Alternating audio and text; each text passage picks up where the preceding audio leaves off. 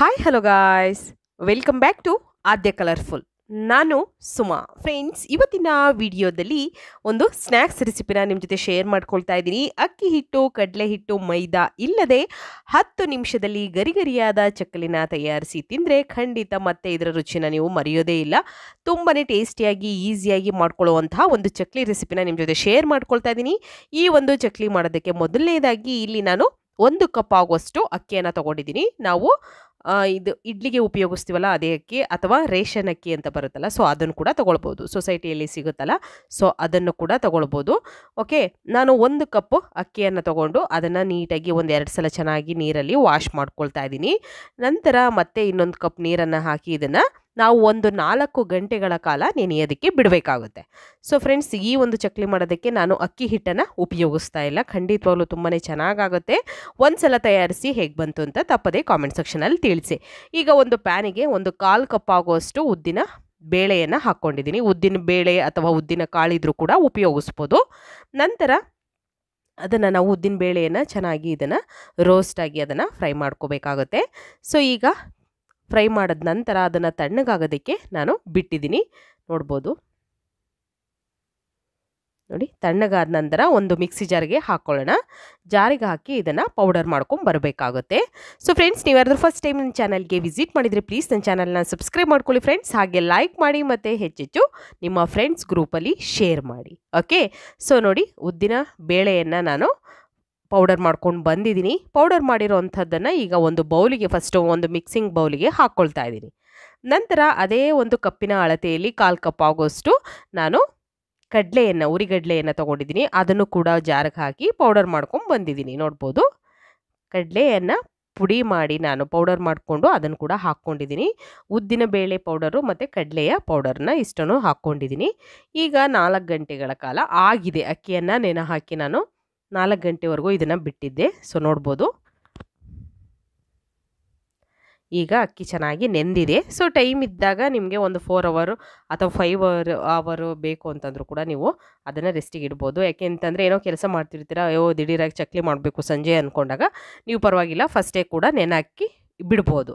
Time ಇಲ್ಲ ಅಂದರೆ ಒಂದು 3 ಅವರ್ ಆದರೂ ಇದನ್ನು ಖಂಡಿತವಾಗ್ಲೂ ನೆನೆ ಹಾಕಬೇಕಾಗುತ್ತೆ ಫ್ರೆಂಡ್ಸ್. ನಂತರ ನೋಡಿ, ನೀರೆಲ್ಲ ಬಸ್ಬಿಟ್ಟು ನಾನು ಮತ್ತೆ ಇದೇ ಜಾರಿಗೆ ಅಕ್ಕಿಯನ್ನು ಹಾಕ್ಕೊಳ್ತಾ ಇದ್ದೀನಿ. ಅಕ್ಕಿ ನೆನೆಸಿರೋವಂಥ ಅಕ್ಕಿಯನ್ನು ಹಾಕಿ ನಾವು ಇದನ್ನು ಸ್ವಲ್ಪ ನೀರು ಹಾಕ್ಕೊಂಡು ರುಬ್ಕೊಂಬರ್ಬೇಕು. ನೋಡಿ, ಈ ರೀತಿ ನುಣ್ಣಗೆ ನಾವು ರುಬ್ಕೊಂಬರ್ಬೇಕಾಗುತ್ತೆ. ನೋಡಿದ್ರಲ್ಲ, ಹೀಗೆ ನುಣ್ಣಗಿರಬೇಕು. ಆ ರೀತಿಯಾಗಿ ನಾವು ಸ್ವಲ್ಪ ನೀರು, ರುಬ್ಬಕ್ಕೆ ಎಷ್ಟು ಬೇಕಾಗುತ್ತೋ ಅಷ್ಟು ನೀರನ್ನು ಹಾಕ್ಕೊಂಡು ನಾವು ಅದನ್ನು ಗ್ರೈಂಡ್ ಮಾಡ್ಕೊಂಬರಬೇಕು. ನಂತರ ಈಗ ಅಕ್ಕಿಯನ್ನು ರುಬ್ಬಿರೋವಂಥ ಮಿಶ್ರಣ ಇದೆಯಲ್ಲ, ಅದನ್ನು ಈ ಬೌಲಿಗೆ ಹಾಕ್ಕೊಳ್ತಾ ಇದ್ದೀನಿ ನಾನು.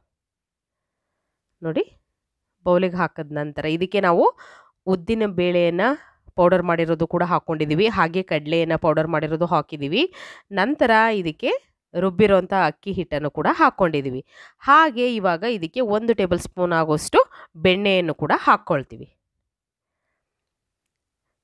ನಂತರ ನಾವು ಇದಕ್ಕೆ ಸ್ವಲ್ಪ ಅಜ್ವೈನ್, ಒಂದು ಅರ್ಧ ಸ್ಪೂನ್ ಆಗೋಷ್ಟು ಅಜ್ವೈನ್ನ ಹಾಕ್ಕೊಳ್ತಾ ಇದ್ದೀನಿ ಫ್ರೆಂಡ್ಸ್. ತುಂಬಾ ಟೇಸ್ಟಿಯಾಗಿ ಆಗುತ್ತೆ, ಒಂದು ಒಳ್ಳೆ ಫ್ಲೇವರ್ ಕೂಡ ಬರುತ್ತೆ ಅಜ್ವೈನಲ್ಲಿ, ಮತ್ತು ಜೀರ್ಣಶಕ್ತಿ ಕೂಡ ಚೆನ್ನಾಗಾಗುತ್ತೆ. ಹಾಗಾಗಿ ಅಜ್ವೈನ್ನ ಹಾಕ್ಕೊಂಡಿದ್ದೀನಿ. ಇಲ್ಲ ಅನ್ನೋದಾದರೆ ನೀವು ಜೀರಿಗೆ ಪೌಡರ್ ಇದ್ದರೆ ಅಥವಾ ಜೀರಿಗೆ ಇದ್ದರೂ ಕೂಡ ಹಾಕ್ಕೊಳ್ಬೋದು. ನಂತರ ಅಚ್ಕಾರದ ಪುಡಿಯನ್ನು ಹಾಕ್ಕೊಳ್ತಾ ಇದ್ದೀನಿ. ಕಾಶ್ಮೀರ್ ರೆಡ್ ಚಿಲ್ಲಿ ಪೌಡರ್ನ ನಾನು ಉಪಯೋಗಿಸ್ತಾ ಇರೋದು. ಸೊ ಇಲ್ಲಿ ಯಾವುದೇ ರೀತಿ ಕಲರ್ ಕೂಡ ನಾನು ಯಾವುದು ಆ್ಯಡ್ ಮಾಡೋದಿಲ್ಲ. ಹಾಗಾಗಿ ನಾನು ಈ ಒಂದು ರೆಡ್ ಚಿಲ್ಲಿ ಪೌಡರ್ನೇ ಹಾಕ್ಕೊಳ್ತಾ ಇದ್ದೀನಿ. ಸೊ 1 ಸ್ಪೂನ್ ಆಗೋಷ್ಟು ನಿಮಗೆ ಖಾರಕ್ಕೆ ಅನುಗುಣವಾಗಿ ರೆಡ್ ಚಿಲ್ಲಿ ಪೌಡರ್ನ ಉಪಯೋಗಿಸ್ಬೇಕು. ನಂತರ ಇದಕ್ಕೆ ರುಚಿಗೆ ತಕ್ಕಷ್ಟು ಉಪ್ಪನ್ನು ಕೂಡ ಹಾಕ್ಕೊಂಡಿದ್ದೀನಿ. ನಾನು ಉಪ್ಪು ಹಾಕೋದನ್ನು ವಿಡಿಯೋದಲ್ಲಿ ಎಡಿಟಲ್ಲಿ ಸ್ವಲ್ಪ ಮಿಸ್ ಆಗಿದೆ. ಸೊ ಹಾಗಾಗಿ ಉಪ್ಪು ಕೂಡ ಹಾಕ್ಕೊಂಡಿದ್ದೀನಿ ಫ್ರೆಂಡ್ಸ್. ಉಪ್ಪನ್ನು ಕೂಡ ಸ್ವಲ್ಪ ರುಚಿಗೆ ತಕ್ಕಷ್ಟು ನೋಡಿಕೊಂಡು ಹಾಕ್ಕೊಂಡು ನಂತರ ಈ ರೀತಿ ನೀವು ಮಿಕ್ಸ್ ಮಾಡ್ಕೋಬೇಕಾಗುತ್ತೆ. ಓಕೆ, ನೋಡಿ, ನಾನು ಇದನ್ನು ಮಿಕ್ಸ್ ಮಾಡ್ಕೊಳ್ತಾ ಇದ್ದೀನಿ. ಸೊ ನೀವು ಪೂರ್ತಿಯಾಗಿ ಮಿಕ್ಸ್ ಮಾಡಬೇಕಾದ್ರೆ ಅಕ್ಕಿ ಹಿಟ್ಟನ್ನು, ರುಬ್ಬಿರೋವಂಥ ಅಕ್ಕಿ ಹಿಟ್ಟಿದೆಯಲ್ಲ, ಸೊ ಅದನ್ನೇ ಹಾಕ್ಕೊಳ್ಬೋದು. ಅಕಸ್ಮಾತ್ ನೀವು ಜಾಸ್ತಿ ನಾವು ಕ್ವಾಂಟಿಟಿಯಲ್ಲಿ ಮಾಡ್ತಿದ್ದೀವಿ ಅನ್ನೋದಾದರೆ ಸ್ವಲ್ಪ ನೀರನ್ನು ಕೂಡ ಹಾಕ್ಕೊಳ್ಬೋದು. ನೋಡಿ, ನಾನು ಅಕ್ಕಿ ಹಿಟ್ಟು ಪೂರ್ತಿಯಾಗಿ ಹಾಕ್ಕೊಂಡು ಮಿಕ್ಸ್ ಮಾಡ್ಕೊಂಡಿದ್ದೀನಿ. ನಂತರ ಇವಾಗ ಸ್ವಲ್ಪ ನೀರನ್ನು ಹಾಕ್ಕೊಳ್ತಾ ಇದ್ದೀನಿ. ಚಕ್ಲಿ ಹಿಟ್ಟಿನ ಹದಕ್ಕೆ ನಾವು ಹಿಟ್ಟನ್ನು ಕಲಿಸ್ಕೋಬೇಕು. ನೋಡಿ, ಸ್ವಲ್ಪ ನೀರು ಹಾಕ್ಕೊಂಡು ನಾನು ಹಿಟ್ಟನ್ನು ಕಲಿಸ್ಕೊಂಡಿದ್ದೀನಿ. ಈ ರೀತಿಯಾಗಿ ನಮಗೆ ಹಿಟ್ಟು ರೆಡಿ ಆಗಬೇಕಾಗುತ್ತೆ. ಸೊ ನೋಡಿದ್ರಲ್ಲ, ನೋಡಿ ಎಷ್ಟು ಸಾಫ್ಟ್ ಇರಬೇಕು ಅನ್ನೋದು ಕೂಡ ನೀವು ತುಂಬಾ ಇಲ್ಲಿ ಮುಖ್ಯ ಆಗುತ್ತೆ ಚಕ್ಲಿ ಮಾಡಬೇಕಾದ್ರೆ. ಸ್ವಲ್ಪ ತೆಳ್ಳಗಾದರೂ ಕೂಡ ಚೆನ್ನಾಗಿ ಬರೋದಿಲ್ಲ, ಹಾಗೆ ಜಾಸ್ತಿ ಗಟ್ಟಿ ಆಯಿತು ಅಂದರೂ ಚೆನ್ನಾಗಿ ಬರೋದಿಲ್ಲ. ಮತ್ತು ಜಾಸ್ತಿ ಸ್ಮೂತ್ ಆಯಿತು, ನೀವು ಆ ಇಂಗ್ರೀಡಿಯೆಂಟ್ಸ್ ಹಾಕೋದು ಜಾಸ್ತಿ ಹಾಕ್ಬಿಟ್ಟಿದ್ದೀರಾ ಯಾವುದಾದ್ರೂ ಅಂದರೂ ಚಕ್ಲಿ ಅಲ್ಲಲ್ಲಿ ಕಟ್ ಆಗೋ ಚಾನ್ಸಸ್ ಇರುತ್ತೆ. ಈಗ ನೋಡಿ ಈ ರೀತಿ ನಾನು ಚಕ್ಲಿ ಒಳ್ಳಿಗೆ ಸ್ವಲ್ಪ ಎಣ್ಣೆಯನ್ನು ಹಚ್ಚಿ ನಂತರ ಚಕ್ಲಿ ಒಳ್ಳಿಗೆ ಹಾಕ್ಕೊಳ್ತಾ ಇದ್ದೀನಿ. ಹಿಟ್ಟನ್ನು ಪೂರ್ತಿಯಾಗಿ ಹಾಕ್ಕೊಳ್ಳೋಣ ಫಸ್ಟು.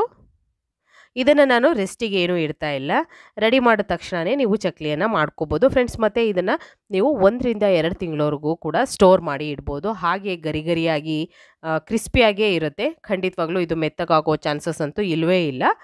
ಒಂದು ಸಲ ತಯಾರಿಸಿ ನೀವು ಮಕ್ಕಳಿಗೆ ದಿನಾಲೂ ಕೂಡ ಕೊಡ್ಬೋದು. ಕಾಫಿಗೆ, ಟೀಗೆ, ಸಂಜೆ ಹೊತ್ತು ಏನಾದರೂ ಸ್ನ್ಯಾಕ್ಸ್ ಕೊಡಬೇಕು ಅಂದಾಗ ಕೊಡೋ ಅಂಥ ಒಂದು ರುಚಿಯಾದ ರೆಸಿಪಿ ಅಂತ ಹೇಳ್ಬೋದು. ಸೊ ನೋಡಿ, ಇವಾಗ ಚಕ್ಲಿ ಒಳಗೆ ನಾನು ಫಿಲ್ ಮಾಡ್ಕೊಂಡಿದ್ದೀನಿ. ನಂತರ ಇವಾಗ ಚಕ್ಲಿಯನ್ನು ಒತ್ಕೊಳ್ಳೋಣ. ಸೊ ಇದನ್ನು ನೀವು ಬೇಕು ಅಂದರೆ ರೌಂಡ್ ಚಕ್ಲಿಯಾಗಿ ಕೂಡ ಮಾಡ್ಕೋಬೋದು. ಇಲ್ಲಿ ನಾನು ಮುರುಕು ಮಾಡ್ತಾ ಇರೋದು, ಸೊ ಹಾಗಾಗಿ ಇದನ್ನು ನಾನು ಇಲ್ಲಿ ರೌಂಡಾಗಿ ಫಸ್ಟಿಗೆ ಹಾಕ್ಕೊಳ್ತೀನಿ. ಈ ರೀತಿ ನಾನು ಹಾಕ್ಕೊಳ್ತೀನಿ ಫಸ್ಟು. ನಂತರ ಅದನ್ನು ಹಾಗೆ ಕಟ್ ಮಾಡ್ಕೋಬೋದು. ಅಕಸ್ಮಾತ್ ಕಟ್ ಮಾಡ್ಕೊಳ್ಳೋಕ್ಕಾಗಲ್ಲ ನಮಗೆ ಅನ್ನೋದಾದರೆ ನೀವು ಫಸ್ಟಿಗೆ ಸಣ್ಣದಾಗಿ ಉದ್ದುದ್ದವಾಗಿ ನೀವು ಬೇಕಿದ್ರೆ ಚಕ್ಲಿಯನ್ನು ಒತ್ಕೊಂಡು ನಂತರ ನೀವು ಎಣ್ಣೆಯಲ್ಲಿ ಹಾಕಿ ನಂತರ ಫ್ರೈ ಮಾಡ್ಕೋಬೋದು. ಸೊ ನೋಡಿ, ನಾನು ಈ ರೀತಿ ಹಾಕ್ಕೊಂಡಿದ್ದೀನಿ. ನಂತರ ನಿಮಗೆ ಗೊತ್ತಾಗುತ್ತೆ ನೋಡಿ, ಈ ರೀತಿ ಉದ್ದುದ್ದವಾಗಿ ಅಲ್ಲೇ ಎಣ್ಣೆಯಲ್ಲೇ ಕೂಡ ಹಾಕ್ಕೊಳ್ಬೋದು.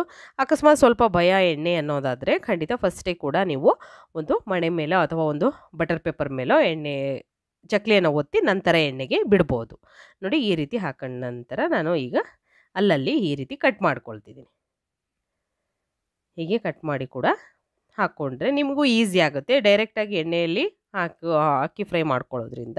ಅಕಸ್ಮಾತ್ ನಮ್ಗೆ ಆಗಲ್ಲ ಅನ್ನೋದಾದರೆ ನೀವು ಫಸ್ಟೇ ಕೂಡ ಎಣ್ಣೆಯಲ್ಲಿ ಹಾಕೋದಕ್ಕಿಂತ ಮುಂಚೆನೇ ನೀವು ಬಟರ್ ಪೇಪರ್ ಮೇಲೋ ಅಥವಾ ಒಂದು ತಟ್ಟೆಯಲ್ಲೋ ಚಕ್ಲಿಯನ್ನು ಒತ್ಕೊಂಡು ನಂತರ ಎಣ್ಣೆಯಲ್ಲಿ ಹಾಕಿ. ನೋಡಿ, ಕಲರ್ ಕೂಡ ಎಷ್ಟು ಚೆನ್ನಾಗಿ ಬಂದಿದೆ. ಎರಡು ಕಡೆ ನಾನು ನೀಟಾಗಿ ತುಂಬಾ ಚೆನ್ನಾಗಿ ಫ್ರೈ ಮಾಡ್ಕೊಂಡಿದ್ದೀನಿ. ಜಾಸ್ತಿ ಟೈಮ್ ಏನು ತಗೊಳ್ಳೋದಿಲ್ಲ. ಸ್ಟವ್ನ ಲೋ ಫ್ಲೇಮಲ್ಲಿ ಇಟ್ಕೊಂಡು ಒಂದು 2 ಸೆಕೆಂಡ್ವರೆಗೂ ನಾವು ಟರ್ನ್ ಮಾಡಿ 2 ಸೆಕೆಂಡ್ವರೆಗೂ ಫ್ರೈ ಮಾಡಿಕೊಂಡ್ರೆ ಸಾಕು. ಓಕೆ, 1 ನಿಮಿಷದಲ್ಲಿ ಇದು ರೆಡಿ ಆಗುತ್ತೆ. ಚಕ್ಲಿ ಜಾಸ್ತಿ ಹೊತ್ತೇನು ಬೇಯಿಸೋದು ಬೇಕಾಗೋದಿಲ್ಲ.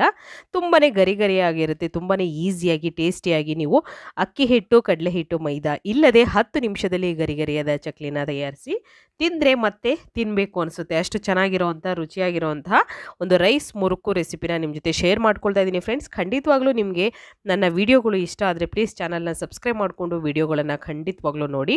ಹಾಗೆ ನಿಮ್ಮ ಫ್ರೆಂಡ್ಸ್ ಗ್ರೂಪಲ್ಲಿ ಆದಷ್ಟು ನನ್ನ ವಿಡಿಯೋಗಳನ್ನು ಶೇರ್ ಮಾಡ್ತಾ ಬನ್ನಿ. ಓಕೆ, ಇವತ್ತಿನ ವಿಡಿಯೋ ಸ್ವಲ್ಪನಾದರೂ ಇಷ್ಟ ಆಗಿದೆ ಅಂತ ನಾನು ಭಾವಿಸ್ತೀನಿ. ಇಷ್ಟ ಆಗಿದ್ರೆ ಚಾನಲ್ನ ಸಬ್ಸ್ಕ್ರೈಬ್ ಮಾಡ್ಕೊಳ್ಳಿ. ಇವತ್ತಿನ ವಿಡಿಯೋನ ಇಲ್ಲಿಗೆ ಮುಗಿಸೋಣ. ಇನ್ಸ್ಟೆಂಟ್ ಚಕ್ಲಿ ರೆಸಿಪಿನ ನೀವು ಕೂಡ ತಯಾರಿಸಿ ಹೇಗೆ ಬಂತು ಅಂತ ತಿಳಿಸಿ. Okay, bye, see you, take care.